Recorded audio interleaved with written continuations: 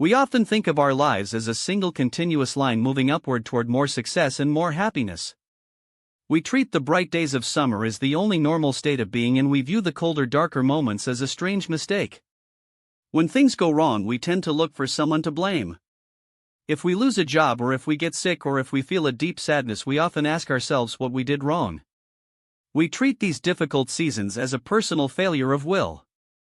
We feel guilty for not being able to stay in the sun forever. But if we look at the world around us, we see that nature does not work this way. Plants do not bloom all year long. The earth needs the quiet and the cold of winter to rest and to prepare for what comes next. In our own lives, we experience these same cycles. There are times when we feel frozen out of the world, or when we feel a deep sense of dislocation from the people around us. These are our personal winters. They are not optional, and they are not a sign that we have failed. They are a fundamental part of being alive. We often try to run away from this truth. We try to stay busy so we do not have to feel the bite of the cold. We use distractions, or we hide our pain from others because we think it is embarrassing to be struggling. But the more we run from the pain, the more power it has over us. We end up exhausted from the effort of trying to pretend everything is fine. There is a hidden assumption in our culture that every bad thing must have a quick fix or a positive lesson attached to it. People often tell us that everything happens for a reason, or that we will come out stronger on the other side. While these words are meant to be kind, they can often feel like a heavy burden. They force us to look for a silver lining before we have even had a chance to understand the storm. Sometimes there is no simple triumph. Sometimes a winter is about processing a loss that will never be fully replaced. Sometimes we are learning how to live with a new set of limits rather than returning to how things used to be. When we insist on a heroic story where the hero always wins, we miss the deeper reality of the human experience. Real life is often messy and chaotic. It does not always have a clear beginning or a neat ending. When we look at the structural patterns of our lives, we see that we are always moving through different spaces. We might think of it as being in the woods. Sometimes the woods are dark and scary and we feel lost.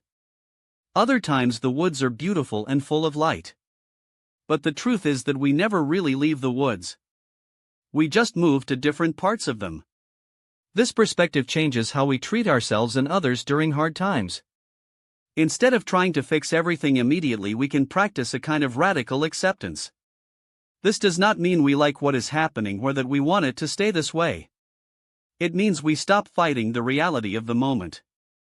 We allow ourselves to notice the pain without trying to push it away. When we stop running, we find that we have more energy to actually deal with what is in front of us. We can begin to see that these difficult times are asking something of us. They are inviting us to slow down and to pay attention. In our daily lives, this might look like being honest when someone asks how we are doing. We often say we are fine because we do not want to be a burden. But by hiding our struggle, we move further into the cold. When we allow ourselves to be vulnerable, we give others permission to be vulnerable too. We create a space where it is okay to be tired or scared. We might find that receiving care is just as important as giving it. Letting a neighbor help carry a heavy box or asking a friend to sit with us for an hour can be a small act of bravery. It acknowledges that we are part of a community and that we do not have to survive the winter alone. We can also find small ways to reconnect with the world even when we feel numb. This does not require a grand gesture or a special trip. It can be as simple as taking off our shoes and feeling the cool grass under our feet. It can be the sensation of cold water or the sound of the wind. These small moments of wonder help us remember that we are still connected to the earth.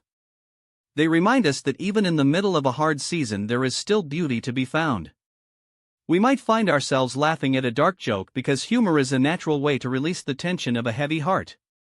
We do not have to choose between being sad and being alive to the world. We can hold both things at the same time. We can experience the deep ache of a winter and still notice the way the light hits the trees. These experiences transform us into something rich and strange. We gain a wisdom that can only come from having survived the cold. We learn that life is not about staying safe and comfortable at all times. It is about learning how to move through the inevitable changes with grace. We stop waiting for the day when everything will be perfect and we start living in the life we actually have. We realize that our value does not depend on our strength or our success. We are valuable simply because we are here experiencing the vast and unpredictable journey of being human. If we can accept that winter is a necessary part of the cycle, we can stop fearing the dark. We can learn to sit with the discomfort and wait for the thaw. This process of waiting is not passive. It is an active engagement with the reality of change. It requires us to be patient with ourselves and with those around us. It asks us to give up the lie that we are in total control of our lives. When we finally reach the spring, we do not go back to who we were before. We carry the memory of the winter with us, and it makes the warmth of the sun feel even more precious. We become more compassionate because we know what it feels like to be out in the cold. We become more attentive to the small joys because we know they are not guaranteed. We learn that even when the world feels utterly terrifying, there is still a path forward. That path is not always straight and it is not always easy, but it is there. By sharing our stories of wintering, we help each other find the way.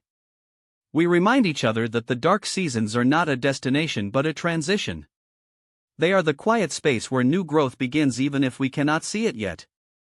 We can choose to face these times with an open heart rather than a closed fist. We can allow the winter to change us in the ways it needs to.